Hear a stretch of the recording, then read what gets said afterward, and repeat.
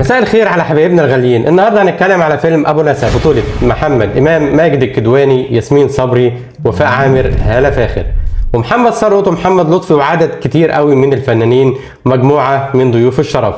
الفيلم من تأليف ايمن وطار واخراج رامي امام.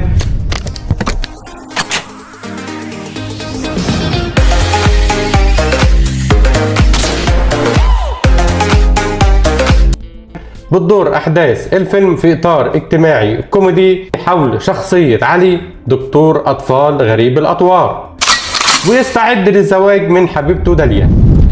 تأخذ الأجواء السعيدة منعطف شديد الخطورة بعد خروج والد داليا المجرم داوود من السجن في ذات يوم زفافها، فبيجد نفسه على قلب سلسلة من أحداث الانتقام المضحكة من عصابة حماه وعصابات أخرى، وبيؤدي ذلك إلى إفساد حفل الزواج وشهر العسل المرتقب. طلبوا مشاكل وكلام من ده مع ناس عصابات تانية، فبيحاول سموني علي التلاتي ليه؟ عشان 3 حاجات: لا رحمة، لا هوادة، علي وانا كنا مش متجوزين، وذلك بيؤدي لإفساد الحفل وشهر العسل وأكشن، يعني أكشن كوميدي. المخرج رامي إمام والمخرج منفذ هاني يسري. التأليف أيمن وطار، موسيقى خالد حماد، الديكور أحمد فايز، إشراف فني وديكور أحمد فايز، الملابس ملك ذو الفقار، تصوير هيثم حسني، مونتاج محسن عبد الوهاب، الصوت أحمد عبد الخالق.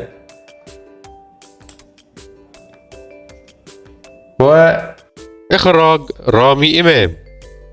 طبعا فيلم ابو نسب بيجمع محمد امام وياسمين صبري للمره الثالثه في السينما بعدما قام سويا في فيلمين: جحيم في الهند عام 2016 بمشاركه حمد المرغني واحمد فتحي ومحمد سلام وبيومي فؤاد واخراج معتز التوني، وفيلم تاني ليله هنا وسرور عام 2018 بمشاركه فاروق الفيشاوي ومحمد عبد الرحمن توتا ومحمد سلام، وحققوا الفيلمين نجاح كبير جدا على المستوى الجماهيري، كذلك على مستوى الشباك التذاكر.